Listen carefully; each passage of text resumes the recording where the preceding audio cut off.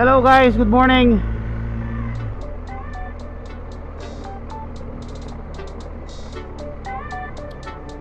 Today is March 16, 9:35 a.m. So on the way kami ngayon sa Daang Kalikasan, sa mga Tarem, Pangasinan. Ano lang, saglit lang, siguro mga around 6 to 7 kilometers lang from our town of Orostondo. Yun nga, susubukan namin pumasok at titingnan natin kung ano yung development ng Daang Kalikasan. For so long time, talagang hindi sila talaga nagpapapasok. So eto, Sugal yung punta namin. Bali dala ko yung yung BMW tsaka yung Street Rod 750, yung driver, yung yung inaanak ko sa kasal, si King. So eto, chill ride lang. Eto yung pinaka last ride ko before going back to work. Ganda ng panahon, hindi gaano mainit, maaga pa. And yes, so kita tayo mamaya doon.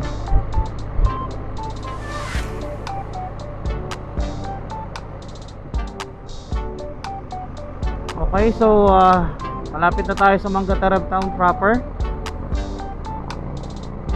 Tanaw ko na yung bundok, pero hindi na yung bundok na pupuntahan natin. Kakanan tayo from sa MacArthur Highway or Romulo Highway. Yun pala.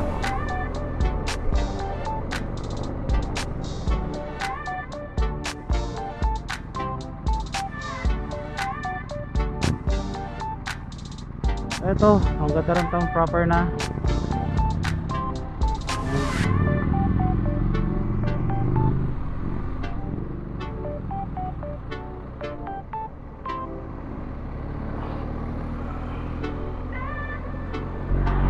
Lapit na tayo sa entry ng Daang Kalikasan.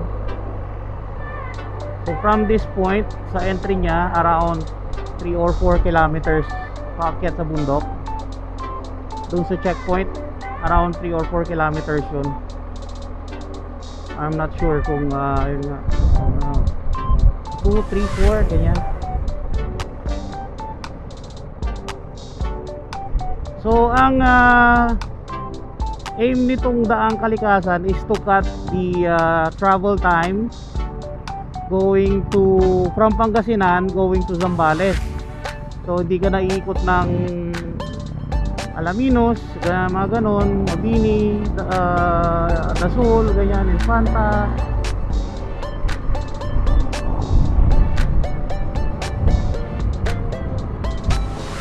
And ayun nga. And isa ito sa mag-boost ng tourism ng mga Tarem. Ito pag natapos to. And marami na rin akong mga nakitang negosyante, malalaking negosyante na nagpupunta rito.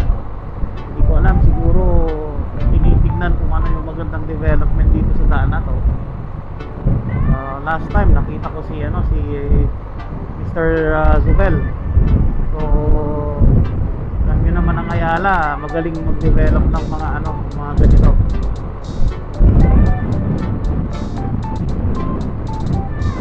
Ito, lapit na. Sana guys papasukin kami. But kung hindi man kami papasukin, natin magagawa. I-respeto natin yung security or ng Daang Kalikasan. Naintindihan natin bakit nila ginagawa yun. Ito, malapit na tayo sa ano, sa checkpoint ng mga pulis. So hopefully mapasukin tayo kasi ang mga pinapapasok lang dito either residente tsaka yung may mga properties dito sa ano, sa Daang Kalikasan. So yun nga, hopefully papasukan tayo. Si King ang makikipag ano, usap sa sa checkpoint.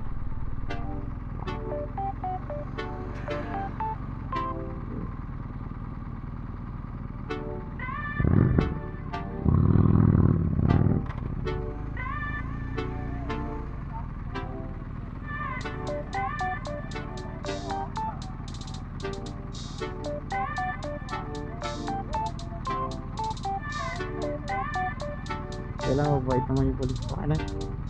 Ayun guys, ako naman. Yun nga, napakiusapan ni King yung ano, yung mga security, yung mga PNP. So thank you sa kanila. Ito yung ano, very first time na makakapasok ako dito sa Daang Kalikasan.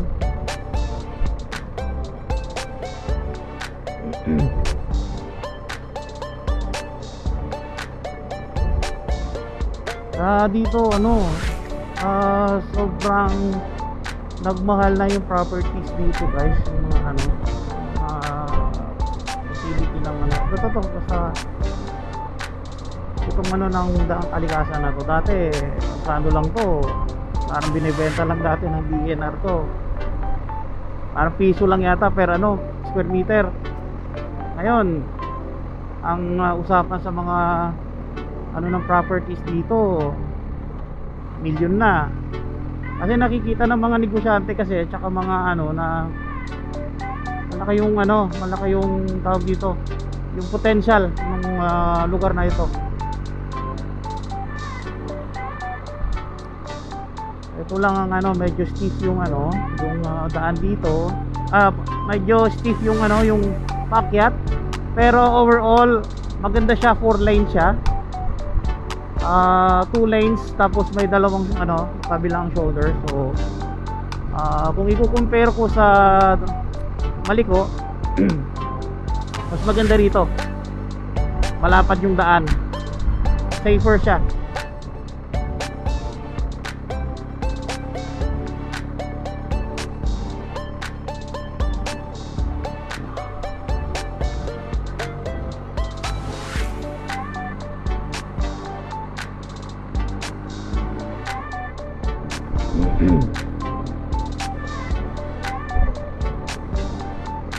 So hopefully until next year ano, buksan na itong daan na to para magamit na natin.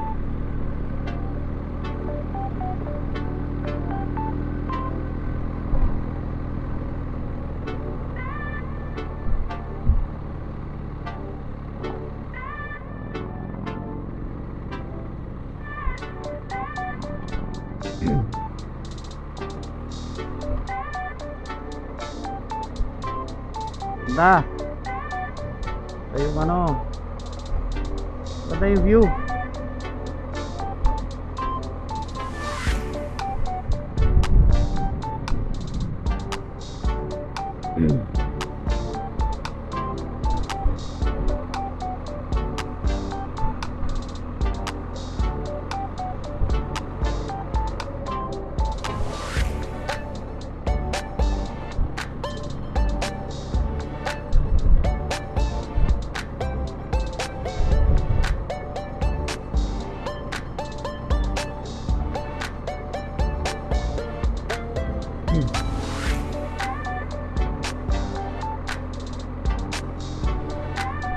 Halos ano na siya eh, halos ready na talaga, halos ano, kompleto na yung mga barriers.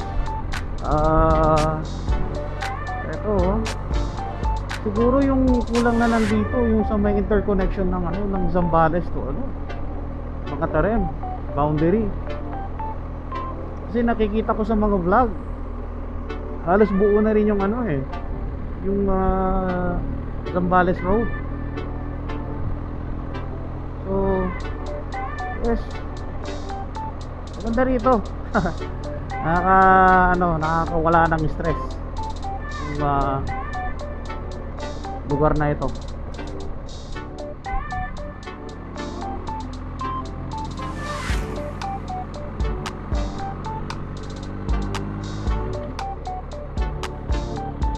Grabe yun, oh.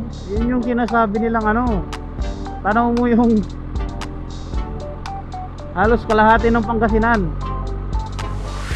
Doon, oh. Doon.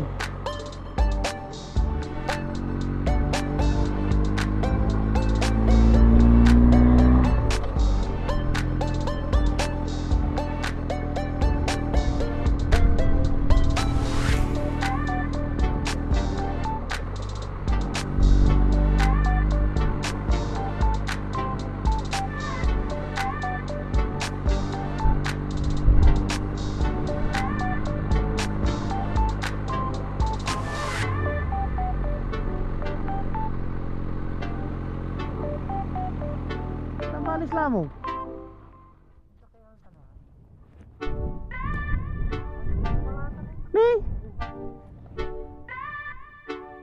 Ay hindi.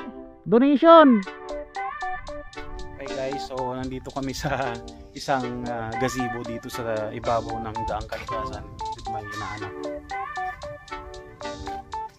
So sobrang relaxing tong place na ito. So, yung mga motor namin iniwan namin doon sa daan. Ayun.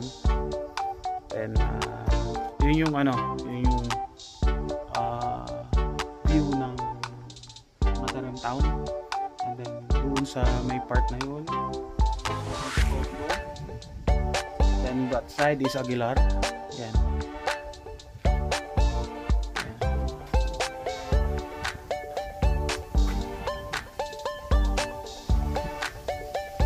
Yung may-ari nitong lote na to talagang na rin, kailangan na rin yung maglagay siguro ng bukod dito. Tsaka mayroon siyang to, no, parang dun sa may maliko yung kapihan. Hindi ko alam kung yung kapihan yun. Container gagawin mo kapihan yun.